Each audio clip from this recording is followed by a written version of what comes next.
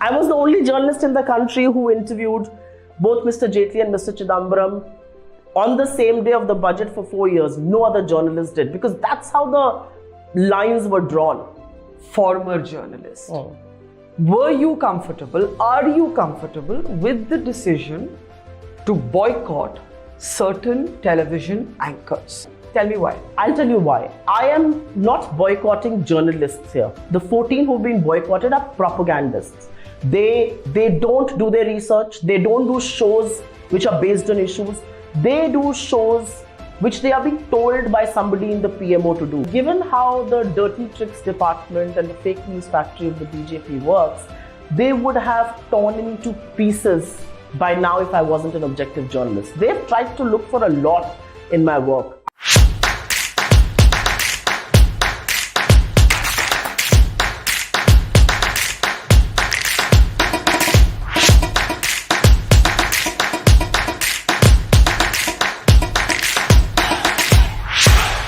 Supriya, is it tougher being a politician or a journalist? I think in today's times it's very tough to be a journalist if you really are a journalist in the true sense of the word, because you're not questioning the government, you're not questioning those in power, you're not questioning authority, you're not questioning those who have access to resources and institutions. You are basically chasing a WhatsApp forward that you get from the PMO. So I'm presuming it must be very tough to be a journalist, at least if you call yourself one. Being a politician is easy, at least in my party and in my place, because I stand for what I believe in, and I'm pretty. I go behind my beliefs very doggedly. So I think it's easy being a politician. But to shift gears and make that adjustment, when you did, what did you have to unlearn and what did you have to learn? So I had to unlearn being diplomatic. I think I had to completely unlearn being diplomatic. I had to learn holding on to my beliefs with all the courage that I had in me. I think each human being stands and believes in a few things. So did I, even as a journalist. But you know, when you're a journalist, and I'm hoping and presuming that a lot of people believed I was a very objective journalist. I had access to the BJP as much as to the Congress. But I do believe that when I quit journalism in 2019, the shift had happened. I mean, you know, the WhatsApp forwards had started deciding newsroom narratives. The editors weren't really taking calls. I was fortunate enough to work in a channel where we could still do. But I would see, you know, channels around me, people around me, where that decay had begun to set in. So I think I was fortunate that I got this opportunity. I was fortunate I could make the change. So yeah, I think I unlearned being diplomatic and walking with conviction. Did you have a tipping point? Like, was it a pull towards politics or was it a push away from media? Which one was it? So quite honestly, Barkha, I think I come from a political background. I never wore it on my sleeve. People find it very difficult to believe, but most people in the Congress did not even know that my father was a member of parliament within the party. I mean, I had no idea till recently. Yeah, I mean, my colleagues in media did not know. People within my party, my General Secretary Communication got to know after I became chairperson social media. So I think that's how it was. People in the BJP actually knew about my father more than the Congress did, because I think that's the BJP. They do a background checks and all of that. But to ask your question, was there a tipping point? I think I was getting disillusioned with what the media was doing. And I think you'll understand this. When you're in the media, you see the truth without the filter. You know, media happens to be that filter between what is happening in policy making vis-a-vis what people are going to be seeing in terms of particular reports. So I think I could see things without the filter, and I wasn't comfortable with it. I wasn't comfortable with the fact that policy making was also happening to chase a headline, to set someone in motion. So I think I was getting disillusioned. But it so happened, and it was unfortunate that my father had passed away. In fact, I lost both my parents and my brother in a span of 3 years. And your brother? Yes, I lost my brother. So this is 2014. I lost my mother. She fought cancer very bravely for, I think, about 5 years. 2015, my brother passed away in his sleep. He had a cardiac arrest. In 2016, my dad passed away. So and actually, how old was your brother? I assume he was 39 when he passed away. With no history of heart disease? Nothing at all. We've never had a heart issue in the family. But you know, this happened in a span of 3 years. And I think when you have when you see loss like that, you really see life objectively. And I think between 2016 and 2019, my defense mechanism was that I drowned myself in work. I thought that was my escape. I would chase the biggest interviews. I would do everything. I would want to do everything first. I was doing 2-3 shows a day. I was doing the big interviews. I was traveling. I was doing all kinds of things. And then I realized, why was I doing that? I was doing that because I was running away from a reality that was staring me in the face when I went back home. I mean, there was this huge vacuum. Yeah. And I think that was my defense, but I thought that was a defense that can only be transient. It can't be a defense that you can see your life through. And then I think the larger purpose of life, in terms of what I really wanted to do, I was always very politically agile. I was always very politically aware, and I think I got this opportunity, and I went with it because I do believe, I think. Since I was a child, I always knew I'll end up in politics. I never thought I'd end up when I did. And I never thought I'd end up... I really loved being a journalist, by the way. I loved doing what I was doing. I loved the shows. I loved the interviews. I loved asking questions. So it was a tough call when I would think about it initially, that how am I going to leave journalism and be in media, be in politics someday? But I think because of the circumstances and the fact that I was getting very disillusioned with how things were. And let me tell you, I was very well placed. I wasn't attacked by the BJP. They thought, I think a lot of them still compliment me. I had great access to BJP ministers and their leadership. But I just thought it's not something that where my heart lies. You spoke about being a very objective journalist. I was the only journalist in the country who interviewed both Mr. Jaitley and Mr. Chidambaram on the same day of the budget for 4 years. No other journalist did, because that's how the lines were drawn. Yeah. You were either one camp or the other. Now, every time a journalist migrates into politics, the question is asked, was that journalist objective? Maybe that journalist never really was objective. How do you respond to that perception? Whether it's you, Ashutosh, and by the way, this hasn't started with your generation, Absolutely. Our generation. This has been happening for decades. Sure. How do you answer that question? So I answer that question with only one line, that given how the dirty tricks department and the fake news factory of the BJP works, they would have torn me to pieces by now if I wasn't an objective journalist. They've tried to look for a lot in my work. I know for a fact that they've gone back in time to look at my tweets. They've gone back in time to look at the shows that I did, to the panels that I had, to the people I had hosted, and they haven't been able to find it, because if they did, they would have torn me to pieces, but they haven't. In fact, foolishly enough, they put out some tweets of mine which were actually criticizing the Congress, sometimes, and that's what as a journalist I did when I felt the need to. So I think my objectivity comes from the fact that I think 4.5 years into it now, and the BJP hasn't been able to blow me into pieces, at least for my work. We see you every night on television, and you were on this side and now you're on this side, and obviously having been a journalist makes you a better spokesperson because you can anticipate some of the questions. I don't know about that, but yeah. But television news to some degree is, if I may say so, quite unbearable these days.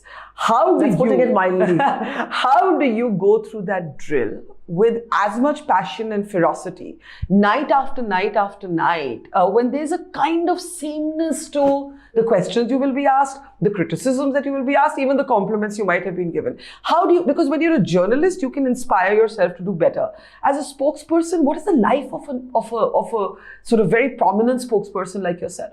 So I'll be honest with you. I think saying it's, did you say it's noisy? I think that's putting it very mildly. Noisy, and I said it's a bit of a sameness to it. Yeah, sameness to it. I think it comes from two things. I think it comes from a place where how much do you believe in what you're articulating?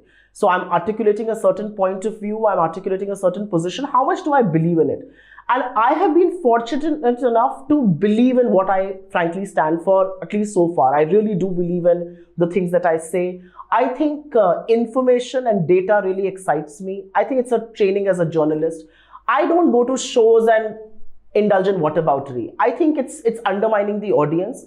I think people come to the shows, they want to watch you. And I think if I make a difference at all is because I go to the shows prepared. I really do read a lot. I get my data. You do your own research? I do my own research. I do my own data. And I think it shows through, and especially if you speak with conviction. I will, however, say one thing. I mean, who am I to say the sameness of it all, or for that matter, these are such biased, prejudiced debates where you're not just, if you're in combat with a BJP spokesperson, it's far easier because they never come prepared. They indulge in whataboutery. You can bust their fake news. You are speaking to a BJP spokesperson, to an anchor who's more loyal than the king, and to an RSS political analyst who's sitting there in the garb of a political analyst. But I draw a lot of inspiration from my leader Rahul Gandhi. I mean, what has not been hurled at him? And for him to walk with the courage of his convictions, it's remarkable. I mean, if he can do it, who am I to say it's same or otherwise? I think, and I also think every issue gives you an opportunity to get to the table some insights that are being missed, some truths that are being ignored, some facts that are being misreported. So I think I make a mark, or if I do at all, is because I really believe in what I do. I'll come to Rahul in a couple of minutes. But as a former journalist, were you comfortable, are you comfortable with the decision to boycott certain television anchors? Now, of course, having been around as both of us have been, boycotts are not new. Boycotts have always existed. Sometimes they've been de facto, sometimes they've been de jure. But when you look at this list, some of the questions that occurred to me were, if there is hate mongering is not possible without the consent of the boss or the promoter. Yeah. But you all have not boycotted the boss or the promoter, right? In some cases, the editor of the network has been boycotted, but not in all cases. Therefore, even from an effective point of view, putting aside the morality of boycotts for a moment, have you gone for the low-hanging fruit? Are you comfortable, having been a journalist for as long as you have, with this boycott politics? 100%. Tell me why. I'll tell you why. I am not boycotting journalists here. The 14 who've been boycotted are propagandists. They don't do their research. They don't do shows which are based on issues.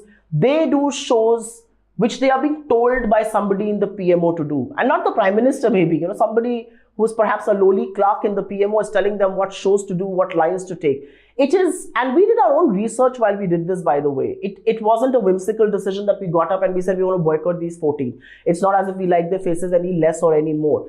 There was a lot of empirical data that was seen in terms of, we analyzed their shows. We saw, and you and I both know, television news, the prejudice doesn't come in by what the anchor is saying. It also comes in by the Astons, the supers, what the show timing is. Who are your guests? How balanced? The hashtags? How balanced are your panels? And what is the speaking time for each one of them? So I think these are the things that we really saw. We saw what their shows were called. We saw what the hashtags were being used. We saw the promotion of the shows by the anchors themselves on social media. We also saw the kind of speaking time that opposition was vis-a-vis, the treasury benches were getting. And I think empirical data did suggest that some of this was really going out of hand. And some of this was purely based on fiction. I agree with your point that these anchors can't thrive on their own. There's a larger corporate backing them. Their corporate bosses are deciding that. I think if we had boycotted TV channels out and out, or media houses completely, that may have been under question. That, are you anti-media? But I think we chose to boycott these guys because they stand for nothing. They actually stand for propaganda. I mean, some of the questions that they raise are actually, their shows have caused strife. Their shows have caused communal violence. So I am not saying don't do it. It's your call. You're a citizen of this country. If you believe what you're doing is right, please go ahead. I am not going to be cannon fodder for the hate that you want to dish out every evening. Because I think it's, because being on those shows is legitimizing what they're doing. So I don't think I want to legitimize it. But do you think that one needs to separate propaganda from hate? Because certainly there are propagandists, i.e. there are journalists or anchors. Aren't those lines blurred? Huh? Aren't those lines blurred now? Propaganda and hate? Let me put it to you like this, that there could also be propaganda on the other side, i.e. there could be a journalist who says, I really like the Congress, or I really like Mamata Banerjee. How many of those guys are there? Maybe not very many, but there are some who are seen to be today ferocious critics of the government who are journalists.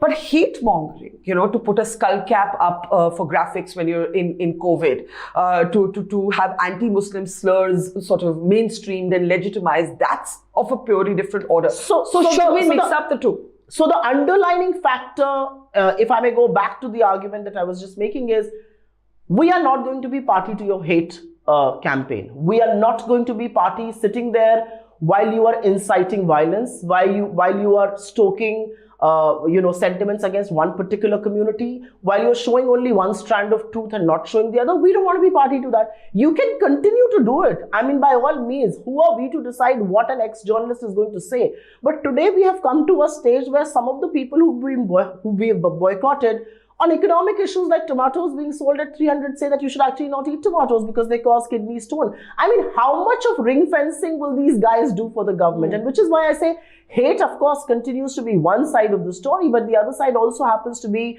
the propaganda that comes with it. I mean, you forget about any of this. You see some of the personal opinions some of these guys dish out on their own social media accounts. They're not being pressurized by their bosses. They're not being pressurized by their editors, but they're so deeply biased. And these guys have big followers. It causes disharmony. I'm not willing to be party to your hate campaign. Is there a danger, though, of a kind of competitive permanent cancel culture that we are creating? When I say we, I mean largely we, politicians, media, journalists, everybody around us. Because the BJP has also boycotted many anchors without calling it a boycott, or sections of the BJP have. If I may just say for 10 seconds, what amuses me a lot is that when we boycott these 14 anchors, it's not their editors or their owners who get in touch with us, but it's the BJP that's outraged. Why? Because they are better spokespersons of yours than some of the spokespersons that you send on air. It's actually, that's how I see it. How did these boycotted anchors react? Did anyone try to reach out to you guys? I mean, a lot of them did. Of course they did. And said what? I said that, we are objective. Look at our shows. I've been on those shows, so please don't tell me you're objective. And I think it was a collective decision taken. It's not just while the Congress is being questioned a lot because obviously we're the largest party in the India Alliance, but the reality is that, we sat together and took this decision collectively. And if 28 parties in this country who represent 60% of the vote share believe that you are biased, there must be some truth, a kernel of truth to that. Some of them got in touch, some of the editors got in touch. There's always room for redemption. Redeem yourself. It's not as if it's cast in stone, and I'm not saying redeem yourself and become my cheerleader, but at least don't do to this country what hate mongers have done. Now, one of your responsibilities is also to strategize on narrative, communications, all of that, public communication. Is there a danger that the Congress could become what it opposed or said it opposes? In other words, are you borrowing from the BJP playbook in labeling people for and against? If you don't believe this, you're this. Because on Twitter, for example, everything is very polarized today. And so sometimes, you can get slammed by the right wing. Sometimes you can get slammed by the left wing. And that's fine. It's par for the course. You live in the public gaze. All of that is okay. But has the Congress decided that we are going to compete with the BJP in its own language? Is there a little bit of that? Because one does see it in spokespeople like you. You're much more aggressive than an earlier generation, let's say, of Congress spokespeople. So I will answer that, and I will also say one important thing here, and just to carry forward the conversation that we were having on these boycotted anchors. We have chosen to boycott these anchors. We continue to go on a lot of shows. None of those are big fans of either us or the Congress or cheerleaders. But we believe that even when they question us, and they question us very harshly, I'm fine being questioned harshly. You throw facts at me, you put me in the dock, you do all of that. But you cannot undermine the fact that I represent a political party. You cannot have a deeply prejudiced bias which is visible on air against my leadership. And you cannot use me to push your polarized communal narrative. So I think on that. When you say we are borrowing from the BJP, absolutely not. But I think the bad penny needs to be paid back in kind, and exactly in bad penny. I am a Gandhian. But I also believe, I think, one cheek being slapped and me offering the other, it doesn't hold anymore. Because, and I'll be honest with you, I'm very aggressive. I think I'm very assertive. My rule is very simple. I call the Prime Minister always Prime Minister Modi. I never say Narendra Modi or anything. I always refer to him as PM Modi, Prime Minister Modi, because I think his office deserves that respect. It's absolutely same for other ministers as well. But if you breach a line about my leadership, then I'm not going to sit there and stay decent and quiet and smile over it. If you say two things, then I will end that argument. No, that's fair. But tell me this before we move on to the larger politics. What is the dynamic off camera between not very good anymore. Warring spokespeople? I come from a generation, as do you. Exactly. Back when where at the end of a show, you could see a chuckle between two people across the aisle. Yeah. Does that happen? I think it happens sometimes, but mostly, no, it's not true at all. Because I think it has become extremely acrimonious. And I think it's also a sad commentary on our politics, where we are no longer political opponents. The opposition is seen as a political enemy. And I think that's how the behavior is. And I'm not fine with hanging around and having a cup of tea with somebody who's just called my leader names. I'm not fine with somebody who has some really nasty and explicit things to say, which are absolutely false about Mrs. Gandhi, or for that matter, Rahul ji. I mean, why would I take that line down? Why would I be fine with somebody who says that Pandit Nehru is responsible for all our misery? I mean, are you so dumb? And if you are a propagandist, then I don't think I would like to share my cup of coffee with people like you. And yet Rahul Gandhi walked across suddenly one day and gave the Prime Minister a hug. He's a saint, I'm not. I think I learn a lot from him, I'll be very honest with you. And I don't know if I should, but when I look at him, I do sometimes feel I wish I had his forgiveness. And I'm not saying this just because he's my leader and, I'm on camera. I do sometimes wish I had his forgiveness. He carries no anger. In some sense, it is, I find it very tough sometimes. Yes, I think with passage of time, with life and with losses, you do realize that anger is way too corrosive. I think hate is anyways very corrosive. So I don't carry hate, but I do carry anger sometimes. Increasingly, when I look at him, and when I interact with him, I feel like, it's insane to be angry. I'll tell you a very small incident. We were walking in Bharat Jodo Yatra, and all these people who say the nonsense that they say about him. We were walking in Bharat Jodo Yatra, and I said, and each time the BJP said some 15 lies which were blatant about the Yatra, and this was all on camera also. And I said and we were walking, and I said, I really hate them or him or something I had said about someone. And there were no cameras. It wasn't as if he was trying to make an impression. He just says, but why do you have to hate? You should learn from it. I mean, hate is too strong an emotion. Don't carry it. I looked at him and I said, says a man who for the last 12, 15 years has been brutally trolled. His reputation, every effort has been made to, assassinate his reputation. I think to grave possibilities of physical harm, the BJP says a lot of things about him. And if he doesn't carry anger, then maybe I should not also. Was it an impression you had from afar of him when you were in your journalist avatar that changed when you got to know him? Yeah, of course. I think I always thought of him as somebody who's... as a journalist, I would meet him. So I thought he was very bright. I never bought into the stupid narrative that the BJP peddled.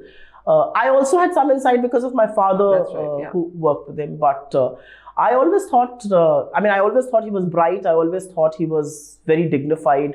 I think when I got to know him a little after I joined the Congress, I think he's a man who has very, very high quotient of empathy. And to me, that was I respect people with high empathy, because I think to empathize with somebody else's pain or their grief or their sorrow. And I think after I saw what I saw in my life, I think it's a very commendable. So I think he's very humane. From a distance, you look at political leaders and you feel, okay, he's bright. He's very convinced about what he's doing. He's very courageous. But I think he's an extremely humane, compassionate man. You once said in an interview that Priyanka Gandhi had a lot to do with your decision eventually to join politics. Yes. Talk about that. And there's endless speculation about, are they different? Is Priyanka the future? Is she? Less so after the Bharat Jodo Yatra, where I think people got to see Rahul Gandhi in a different way, in a different context. But before that, there would be this endless sort of speculation. Talk a little bit about why and how she influenced your decision to enter politics. So before I say that, I must say that I got a chance to work with her very closely during the UP elections and thereafter. And when I say empathy for Rahul Gandhi, I look at them and also Mrs. Gandhi sometimes, and I wonder, for the things that this family has gone through and for what has been hurled at them, and you see them at close quarters and they, the kind of lives that they live, contrary to what the narrative gets peddled. They live such normal, basic lives.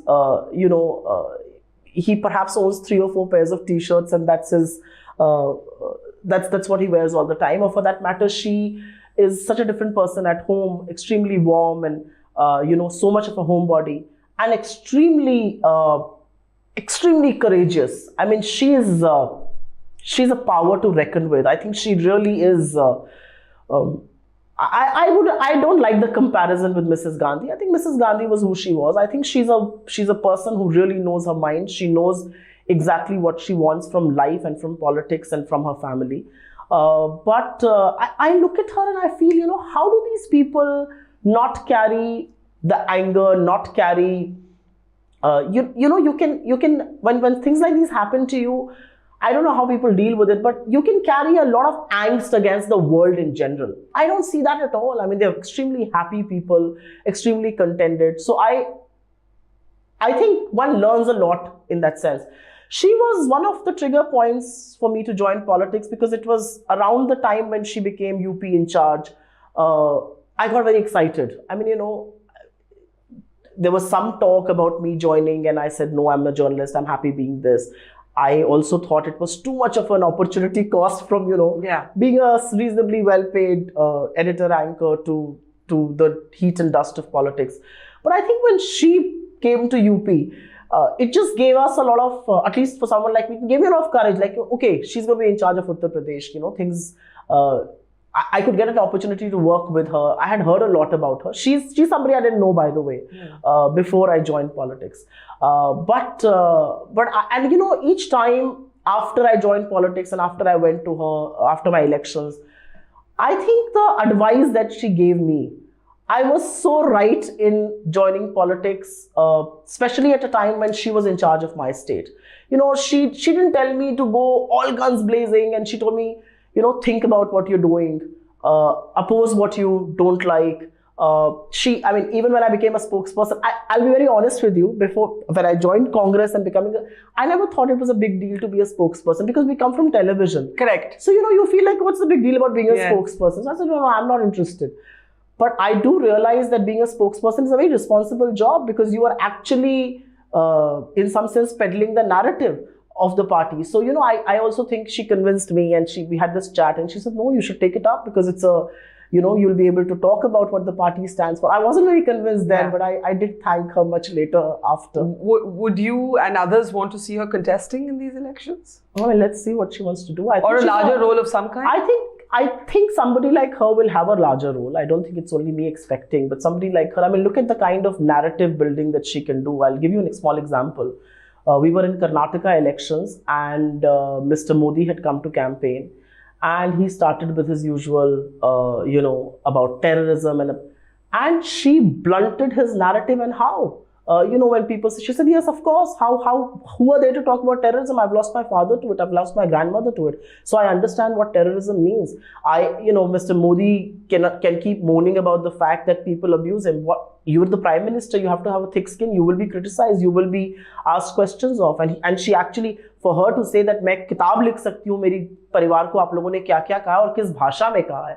I think it takes a different, I think upbringing has a lot to do with this. So I think I attribute a lot of it to Mrs. Gandhi. I mean, when I meet Mrs. Gandhi, the Prime Minister of this country has, and I don't know, I don't think I should say this. No, say it, please. Barkha, when I look at her, she married Rajiv Ji in 1968. He was assassinated in 1991. She spent more time in this country as his widow than his wife. And she chose this country to be her home. She was in mourning for 7 years. She feels for these issues, and which is why she's in politics. I mean, what did she get out of it? She did not become the Prime Minister of this country. Her son did not become the Prime Minister of this country. What did she get out of it? But there are those who would say she still controlled the Congress party. And for 10 years, that was the party in government. So people can keep saying what she controls or what she doesn't control. I know exactly where and how much does she interfere in, if at all. I know exactly the kind of respect that there is from all of us and the family as far as the Congress president is concerned. I know who has the last word. So, I mean, people can keep saying who all has of this. The last word? I think the Congress president has the last word in consultation with a lot of people. Mr. Kharge today has the last word? Absolutely. Could he overrule Mrs. Gandhi? I don't think there will be a question of overrule. I think there's a lot of, there's a lot of consensus building. We are not a party that is run by the diktat of one man. Please understand, the Congress can never be run like that. We are not a cadre-based party. We are a party that came out of a political movement and India's freedom struggle. We are a melting pot of ideologies, of opinions, of various things, and that also amounts to some indiscipline sometimes. But I think the little gestures like, you will never have Mrs. Gandhi be seated when Khargeji walks into the room. She's a woman, she can well be seated, but she never will be. She will always walk a step behind him. She's been the president of this party for the longest. She doesn't need to, but she makes it a point to, so that others realize that he's the man in the chair of authority. You need to respect that. So I do feel that for a woman who has spent more time in this country, and she has seen what she has seen her husband being blown up into pieces, her mother-in-law being brutally assassinated, and then look at the kind of language that they use against her. I mean, look at the kind of accusations that they make against her. Who am I to defend her? But the reality is that you look at this and you feel this is not our culture. This is not the religion that you think you stand for. And this is certainly no way to deal with a woman. Or a man for that matter. You said that you would really like to see Priyanka Gandhi in a larger role. What shape do you think that larger role might take? No, I don't know what the larger role is, but I do think that she's somebody who understands the nitty-gritties of politics. I think she's somebody who's a very able campaigner. She can set the narratives. I'm sure the party in all its wisdom will use her appropriately. Now, you spoke about no one having the final word, no one individual having the final word. But do you not think that Rahul Gandhi, who clearly is very much the face of the party, the leader of the party... He is the fountainhead of ideology in the Congress. I have no doubt in my mind about that. Somebody I was speaking to who has actually known the family a long time, so I can't name that person, said Rahul Gandhi, maybe he wants to be the Jaiprakash Narayan of this time. But I don't know if that's accurate, because my question to you would be, you're heading into an election. There isn't that much time. It's a luxury to be philosophical when you're heading into an election, right? Is Rahul Gandhi the face of the opposition political campaign going into 2024? Whether you call him a prime ministerial candidate or not, I'm not getting into the technicality of that. But do you think he is that face? But Barkha, let me just step back and ask you, where is he being philosophical? I think we can't get into the philosophical question of JP or not. I think it's a false comparison. I think he holds on to his ideology and his beliefs very strongly. And I think that's one of the factors that made me join the Congress, quite frankly, because you look at a barrage of political leaders, whether in the opposition or in the ruling government, how many people are willing to pay a price for speaking the truth that he does? I mean, how many people are willing to look Mr. Modi in the eye and ask the questions that he does? He lost his membership, he lost his house, but that did not stop him from asking the questions. I mean, please, let's understand, here's a man who's walked 4,500 kilometers and maybe now more, perhaps, in times to come, I don't know, because he believes that this will unite the country. And I think that one event did change India's politics. But I think to your larger question, is he going to be the face or not the face? He is definitely the ideological fountainhead of the Congress. I think our stand on issues, I think our stand on situations comes a lot from him. He's somebody who's unapologetic about what he stands for. He's absolutely fearless. And I think that's a virtue, that's a very rare virtue in politics. And he's not somebody who can ever, you can make a deal with or you can compromise with, and for a situation he's going to, here's someone who says that we did not do OBC reservation in women and we were wrong, but we need to correct her wrong now and we will correct it doubly. So I think for someone to say this in Indian politics today, it takes a lot of courage. Going into elections, the Congress is the largest party in that alliance. But we also believe that we have come together not because we want to project one person as the Prime Minister or others not. We have come together not to oppose Mr. Modi, but we have come together to ensure that India's constitution is held supreme, that the country as we know is protected, preserved. We have come together to ensure that democratic institutions are not compromised with. And I think on that, there is a broad consensus. I think issues like, who's going to be the face or not the face, for all practical purposes, every political party's leader is their face, and Rahul Gandhi is definitely one of our bigger faces. Pratap Bhanu Mehta, who is certainly not a fan of the Modi government and is in fact quite a fierce critic, had a column in the Indian Express recently saying that perhaps the gap in the opposition narrative is that it was not able to address what he called the age of ambition. He said this is the age of ambition in India. He was talking about the aspirational Indian. I remember Mr. Kamal Nath, who's now leading the campaign in Madhya Pradesh, saying something quite similar after the defeat in 2014. We have failed to, he said on behalf of the Congress, address the aspirational Indian. I want to ask you, when you speak about the ideological fountainhead that Mr. Gandhi is, how does the India Alliance today look for not just what you oppose, which is the politics of the BJP, but what you stand for that can address the aspirational Indian? I'm glad you asked me this question. Let me just turn that argument on its head, actually. For the longest, this government has been saying that we have been giving free ration to 86 crore Indians or 80 crore Indians or whatever that number may be. Now, that may have been a very important step and a very important policy intervention when India was going through COVID. And thank God for the Food Security Act, you could do it. We have Mrs. Gandhi to thank for it and Dr. Manmohan Singh. But anyways, that narrative set apart. That was a narrative that worked when people needed that for sustenance.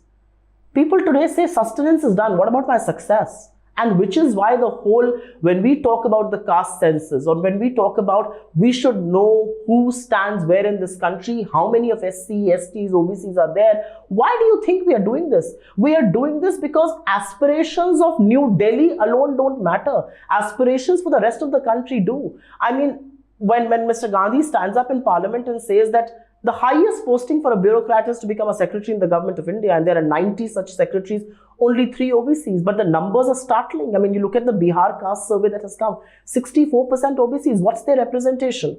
Forget about that. Look at central universities. The central universities have today an IIT between SC, ST and OBC together has 9% of its faculty. IIMs have 6% of their faculty. Are you telling me they're children of lesser God and they don't have the mental faculties to be there? Absolutely they do. I think they've been denied opportunities, and which is where aspiration also comes from. Aspiration is not confined to the English-speaking, influential New Delhi crowd. I think aspiration comes from rural hinterland India. When Mr. Gandhi was walking in the Bharat Jodo Yatra, the kind of people we met, old, young, poor, rich, small businesses, large businesses, they had one thing to say, that we have aspirations to be heard. Who's hearing us? So I think aspiration also has a very different meaning for people.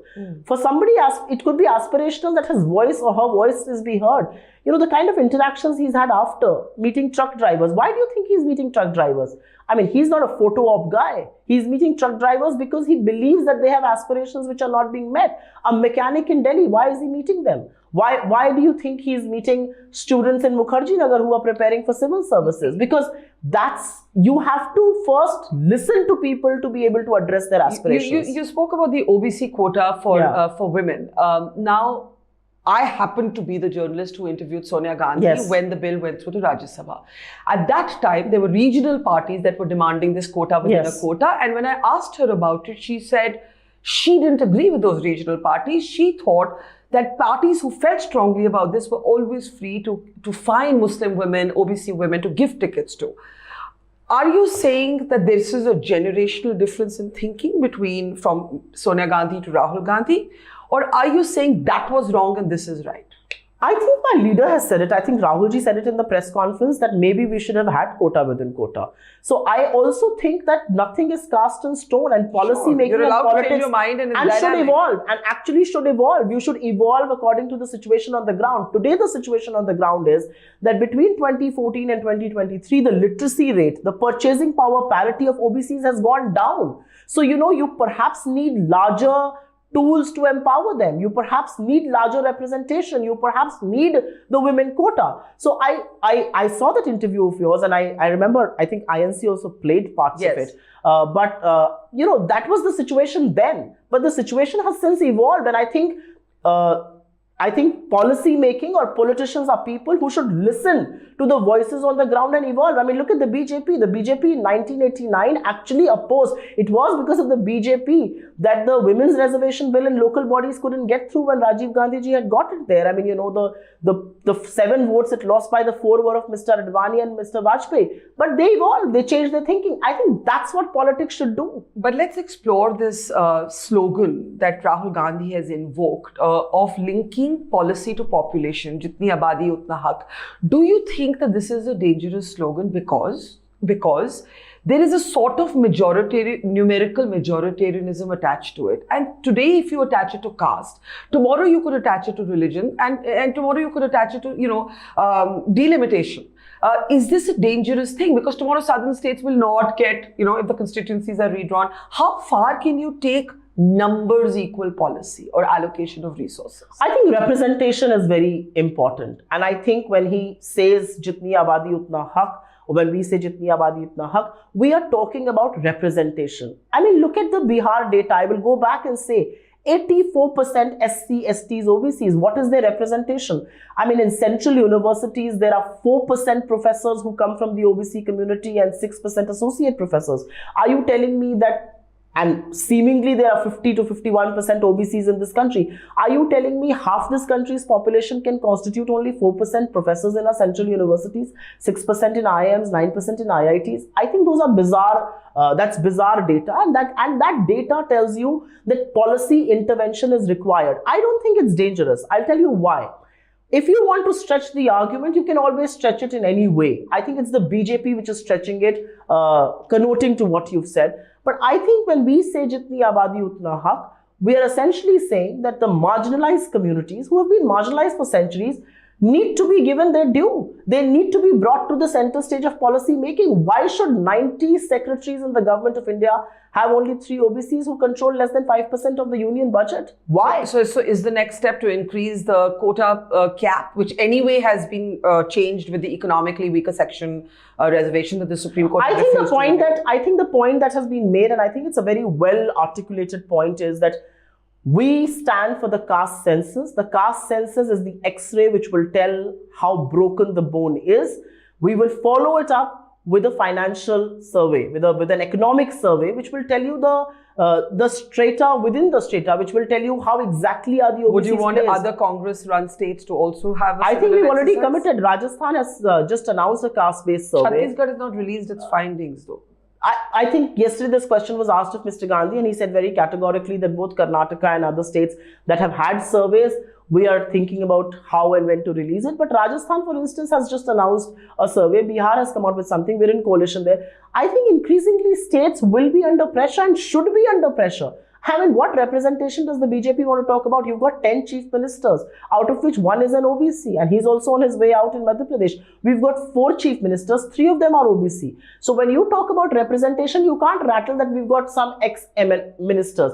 Everybody knows how empowered ministers in this government are. If you really want to empower the OBCs, appoint more OBCs as chief ministers, appoint more women as chief ministers. Now, you in UP, when you were working with Priyanka Gandhi on that campaign, you all had an experiment of giving women tickets. It resulted, if I'm not wrong, in one win? 2. Okay, 2. How did that make you feel? Did that make you feel dejected, or was that a structural Congress problem? Because this is what I fear is going to happen, going forward. It could take a few years before this women's quota is actually operational. But at that time, what did you feel? I mean, I think we felt that Indian polity wasn't ready for this representation, and which is why affirmative action is required from a policy point of view. I think political parties alone can't make a difference. That was a very big realization. And if you need more women in decision making, you need to have affirmative action. Affirmative action by the Panchayati Raj, the 73rd Amendment, has ensured that there are 15 lakh elected women representatives today. Now you can turn around and say that some of them, those offices are being run by men, but there are very many which are being run by women. It will take us a while. I mean, women in this country have walked along with men. It will take us a while to stride ahead of them. So I don't think we can turn around and say that, this experiment hasn't worked, so this won't. I think affirmative action was required, and which is why women's reservation was something that we wholeheartedly support. I wish the government hadn't made a mockery out of it, because one doesn't know whether it's going to be 29, one doesn't know if it's going to be 39, because if you actually go by Article 82 and 81(3), it could be 2039 before which it can't be rolled out, because it says the census after 2026. So I don't know when is it going to be rolled out. It was a political gimmick from the looks of it. When Panchayati Raj came in, it came with immediate effect. When we passed the women's reservation in Rajya Sabha, it was with immediate effect. Why delay these things? Why put riders like Census, and why put riders like, why put any riders like that? Why put delimitation riders? If you're really honest about women's representation, open the floodgates for them. For you, has it been tougher to be a woman in media or a woman in politics? I think electronic media has a lot of women. So, but not enough women. I'll be very honest with you, Barkha. Owning networks and leading. Yes, but I'll be very honest with you, Barkha. I think it's a question that I should not answer. Because? I think because I'm an empowered woman. I come from a very empowered background. I have never had to face hurdles, or I have never had to face discrimination by the virtue of being a woman. I've had a very strong upbringing. I have a very strong mind. I belong to a party which gives me a lot of opportunities. I think this question perhaps needs to be asked of people who haven't had the kind of opportunities that some of us did. But there is structural inequality, which is why we're even talking about affirmative action, because... So I don't take structural inequality lying down. If I do feel that a colleague of mine is undermining my voice or undermining me because I'm a woman, I will speak 10 times louder and be heard. Good for you. I want to come back to ideology. On this podcast, Yogendra Yadav, once a Congress critic, today a supporter of the India Alliance and of Rahul Gandhi, he listed 3 things that he thought the opposition got wrong in its fight with the BJP. And he said there are 3 issues on which we seem to hand over the advantage to them. And he said one was on nationalism. The second was on religion, including Hinduism, and the third was on being culturally rooted. And he said, especially on the first, he said liberals had not yet, there was a gap in the liberal conscience, and therefore there was a kind of handing over, a ceding of the whole nationalism issue to the BJP. Do you agree with that? For example, in America, you'll see a liberal anchor like Jon Stewart canvassing for military veterans. Just giving you an example. We don't see a lot of that associated, at least in perception, with the opposition. I don't agree with the word nationalism. I think the word that I hold very dear is patriotism. Fair enough. I think nationalism is a bogey that's being pushed to undermine our security forces. If I may actually just step back, and I was going through some data yesterday for a show that I want to do, and that data tells me that since 2021, there have been 9 terror strikes in Jammu Kashmir, in Poonch, in Rajouri, in Anantnag, and in places like that, in Kulgam. 9 terror strikes in Jammu and Kashmir during this 3-year period, which have not even been acknowledged by India's Prime Minister. He has not tweeted on it. He has not said a word of condolence. He has not said a word or paid any tribute. Why is that so? If you think that's patriotism, it is not patriotism for me. I think it's looking away from a reality and pretending that because you are not going to put out a statement there or a tweet or a post, it is not going to be acknowledged. We've lost security forces. We lost 20 of our brave hearts in Galwan. The Prime Minister told this country, koi ghusa hua nahi hai. And after 9 commander level talks, Corps commander level talks, China keeps quoting the same thing. The Prime Minister, the 3rd of May is when this whole Manipur violence started. The Prime Minister has not had one day to visit Manipur. He's gone to France, he's gone to Greece, he's gone to America, he's gone to UK, he went to Indonesia, he's gone South Africa. but he hasn't had the time to go to Manipur. Is this patriotism? So I also feel that this hyper nationalism that is being peddled actually undermines what the patriotic duty of the Prime Minister should be. And I am just quoting, and I'm giving you examples. At Punch, 5 Jawans were killed. Rajouri, 4 Jawans were killed. Anantnag, a colonel, a major, and a DSP lost their lives. Not one word from the Prime Minister's office. Are you telling me that's all right? The Prime Minister took 78 days and a horrific video to speak on Manipur. But within minutes, he could tweet on something that was happening in West Asia. How is that justified?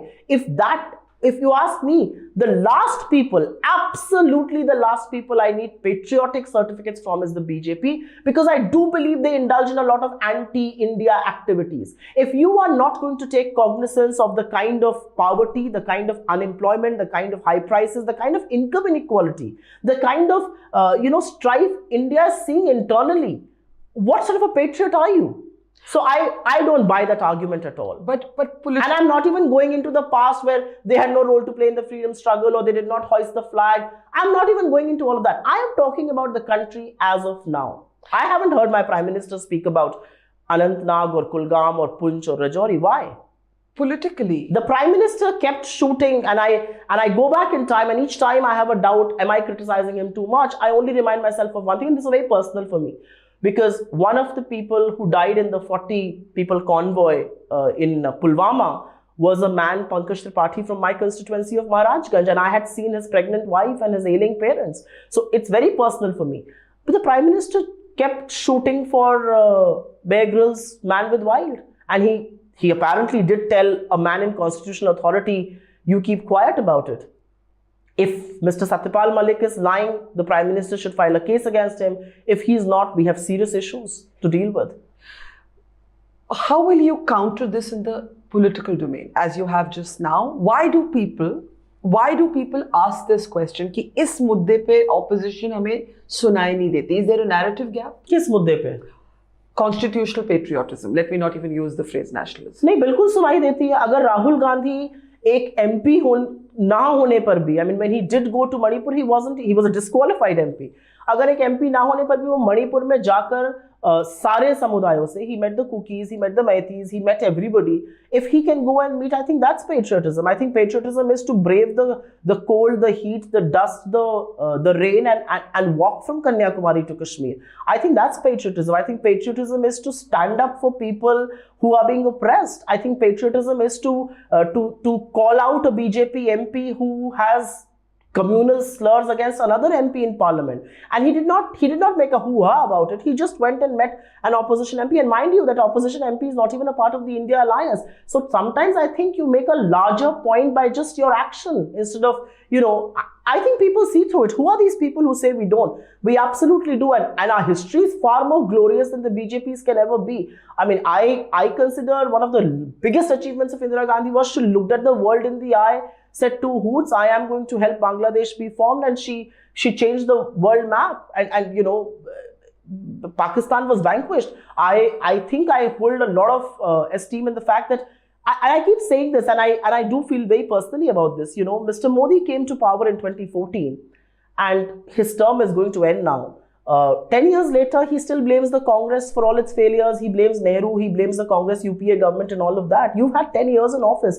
Mr. Nehru, when he became Prime Minister, did not blame 200 years of colonial rule. He set around to building new India. He built institutions that have still held our liberal democracy alive. He laid the foundations for IITs and AIIMS and IIMs. And I think those are institutions that India built. I mean, I don't think Shastriji indulged in Whataboutery. He went on to usher the Green Revolution. I think Rajiv Gandhi didn't come in office and say, I have come from a personal tragedy. He went on to lay the foundation of telecom and IT revolution that, we came in 1991 where India's economic crisis was palpable, but we built an India, we globalized India, and look where we took it. We came after Vajpayee ji.